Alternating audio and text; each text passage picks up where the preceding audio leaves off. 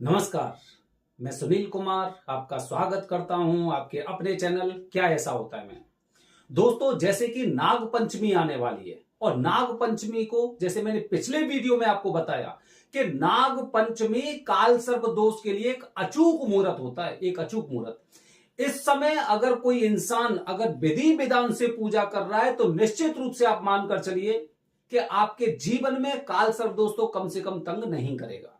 बाकी रही कुंडली में किसी और अन्य तरह के दोष के बारे में तो उसके लिए आपको विचार करना चाहिए, लेकिन नाग पंचमी को काल सर्प दोष की पूजा हर किसी के बस की बात नहीं है। अगर आप नाग पंचमी वाले दिन त्र्यंबकेश्वर में पूजा करने जा रहे हैं तो आप मान के चलिए कि भगवान शिव जी का आशीर्वाद आपके साथ है, तभी आप वहां पे पहुंचने वाले हैं।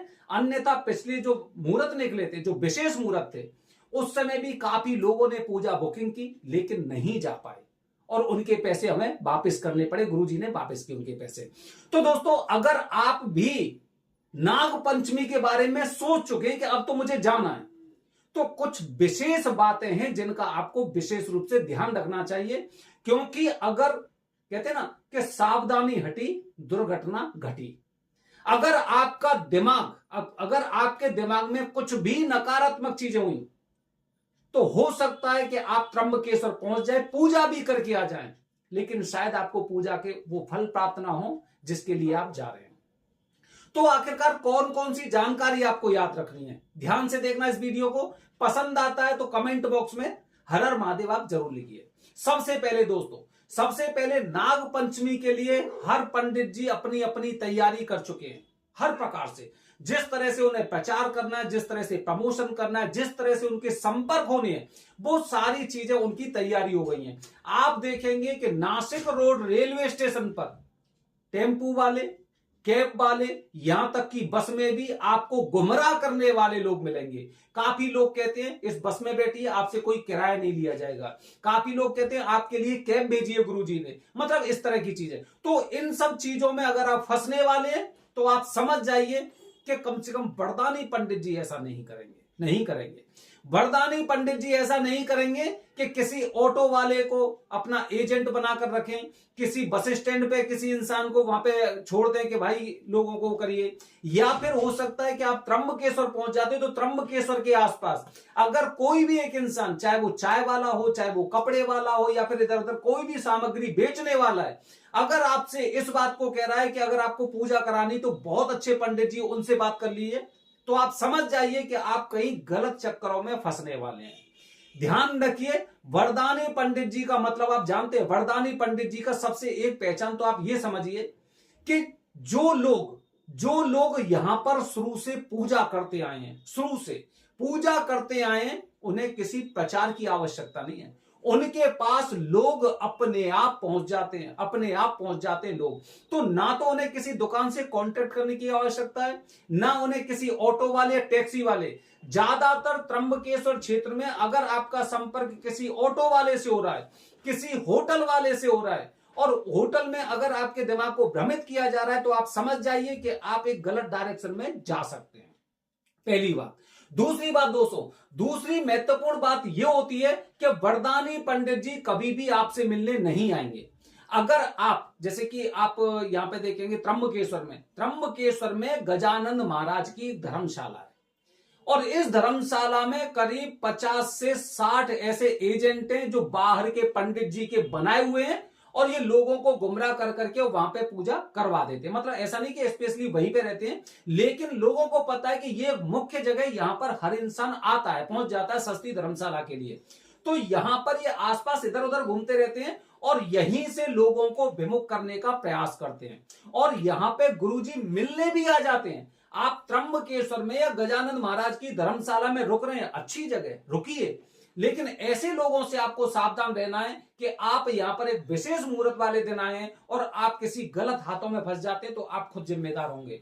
ठीक है, सस्ती पूजा के नाम पर लोगों को काफी बार गुमराह किया जाता है, ऐसा हमने देखा है। और जब पूजा होती है तो लगभग खर्चा उतना ही आता है, या फिर हो सकता है कि बहुत बड़े ग्रुप में बिठाकर आपको पूजा कराई जा रही है, बहुत बड़े ग्रुप में। आप 10 लोगों में 20 लोगों में ठीक से पूजा नहीं कर सकते तो इतने बड़े ग्रुप में कैसे पूजा करेंगे। देखिए, पूजा अगर हम कर रहे हैं तो पूजा को समझने की जिम्मेदारी भी हमारी है, गुरुजी की जिम्मेदारी नहीं है। गुरुजी वहां पे 100-200 लोगों के लिए मंत्र पढ़ रहे हैं, वो तो पढ़ रहे हैं, अपना काम कर रहे हैं, लेकिन आपकी समझ में नहीं आ रही है कौन सी सामग्री मुझे कब चढ़ानी है, किस तरह से कौन सी देवी देवता की पूजा करनी है, तो वो मुझे नहीं पता है। आप तक आवाज पहुंच रही है, उन्होंने स्पीकर लगा रखे हैं, तो स्पीकर के माध्यम से आप कितना सुन पा रहे हैं ये आपको समझना होगा। दोस्तों, ऐसे मुहूर्त पर आप ऐसे चंगुल में मत फंसिए कि 50, 60, 100, 150 लोगों के साथ एक साथ आप पूजा कर रहे हैं, मत करिए। अगर ग्रुप में पूजा करनी है तो 20-25 लोगों का जो ग्रुप होता है ऐसे में पूजा आप कर सकते हैं, क्योंकि यहां पे गुरुजी आपको अगर एक बड़ा सा हॉल है उनका तो वहां पे पूजा करा सकते हैं। तो कोई भी वरदानी पंडित जी त्र्यंबकेश्वर के आपके होटल पे मिलने नहीं आ सकते, अपने होटल पे जहां पे आप रुक रहे हैं वहां पे नहीं आ सकते। तो ध्यान रखिए, अगर कोई भी यहां पर आ रहे हैं मिलने या फिर अपने किसी दूत को, अपने सेवक को आपके पास भेज रहे हैं और आप उनके पास जा रहे हैं, तो आप समझ के रखिए कि अगर आपकी पूजा मंदिर के करीब 100 से 200 मीटर के दायरे में अगर आपकी पूजा हो रही है तो निश्चित रूप से फलदायी पूजा होगी और वरदानी पंडित जी ही इस पूजा को कराएंगे। अगर इससे ज्यादा दूरी पे आप जैसे जैसे दूरी बढ़ते जाएंगे तो आप समझ सकते हैं कि वो बाहर के पंडित जी होंगे जिनसे आप पूजा करवाने वाले हैं। ठीक है, विशेष मुहूर्त ऐसा है तो विशेष मुहूर्त में आप पूजा करने जा रहे हैं, विधि विधान से पूजा करिए, वरदानी पंडित जी से पूजा करिए, और ऐसे वरदानी पंडित जी से भी पूजा मत करिए जो भीड़ की पूजा कराते, लोगों की पूजा नहीं कराते। ऐसे लोगों को दोषों से कोई मतलब नहीं होता है, अगर मतलब होता तो इतने बड़े ग्रुप में वो पूजा नहीं कराते। ठीक है, तो इन बातों का आपको ध्यान रखना है। तीसरी महत्वपूर्ण बात बता रहा हूं दोस्तों कि बरसात का मौसम भी रहेगा, बारिश लगातार हो सकती है, तो इसीलिए अपने लिए कपड़े एक्स्ट्रा लेकर आएं, और हो सकता है अपने लिए अपने साथ रेन कवर, रेन सूट वगैरह जो भी आते हैं वो भी लेकर आएं तो ज्यादा अच्छा रहेगा। हो सकता है कि बरसात बहुत ज्यादा हो। यहां पर बरसात का सीजन मान के चलिए कि करीब 3-4 महीने तक लगातार बरसात होती है। आप बरसात रुकने का इंतजार करेंगे लेकिन हो सकता है पूरे दिन बरसात होती रहे। तो इन बातों का आपको ध्यान रखना है। दूसरा दोस्तों, इसके पश्चात में हमेशा जब इस तरह से जा रहे हैं तो विशेष तैयारी आपकी होनी चाहिए। अर्जी आपको विधि पूर्वक लगानी है और उसकी पेशी भी गुरुजी से ही करवानी है। बिना पेशी के पूजा अगर आप कर रहे हैं तो आप समझ सकते हैं आप क्या कर रहे हैं। कहीं पे भी जाते हैं, हम किसी भी दोष के निवारण के लिए आते तो घर से हम अर्जी लगाते हैं और गुरुजी हमारी वहां पर जाकर पेशी करते हैं। तो जब पेशी हो जाती है उसके पश्चात अगर आपकी पूजा होगी तो भगवान शिव जी तक आपका मैसेज पहुंच चुका है कि मैं यहां पर जो मैंने अर्जी लगाई थी मैं यहां पर आ चुका हूं और आपके पास इस चीज का मैसेज पहुंच गया है। अब मेरी पूजा को आप स्वीकार करें और मुझे इस दोष से मुक्ति दिलाएं। ये छोटी छोटी चीजें होती हैं, विशेष मुहूर्त नहीं बल्कि अचूक मुहूर्त है नागपंचमी का। इस दिन अगर आपने केवल पैसे को देखा, अगर आपसे कोई भी गुरुजी, वरदानी पंडित जी पहले से बता रहे हैं कि हाँ इतने पैसे की पूजा होगी, आपके सामने इतनी चौकियां होंगी और ग्रुप में इतने लोग होंगे, तभी उन पर विश्वास करिए। और ध्यान रखिए दोस्तों, बहुत बड़े ग्रुप में अगर आप वहां पे जाने के बाद आप देख रहे हैं कि मुझे तो पता था 10-20 लोगों का ग्रुप होगा, यहां पे तो 50-60 लोग हो गए, 100-150 लोग हो गए, बिल्कुल मत करिए पूजा। अगर आप उन्हें एडवांस पेमेंट दे चुके हैं तो इसी नंबर पर, दिए गए नंबर पर संपर्क करिए।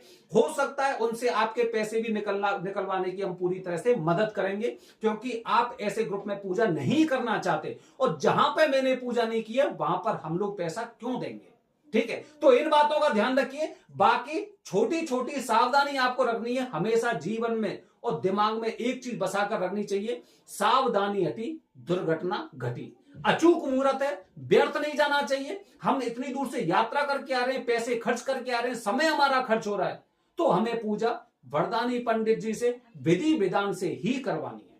बने रहिए हमारे चैनल के साथ दोस्तों। आने वाली वीडियो में हो सकता है रोहित शर्मा आने वाले हैं नागपंचमी को वरदानी पंडित जी से हमारे चैनल के माध्यम से। अगर आप नागपंचमी को जा रहे हैं तो निश्चित रूप से हो सका तो आप देखेंगे रोहित शर्मा की महापूजा कैसे करवाएंगे रोहित शर्मा पूजा। हर हर महादेव, हरिओम।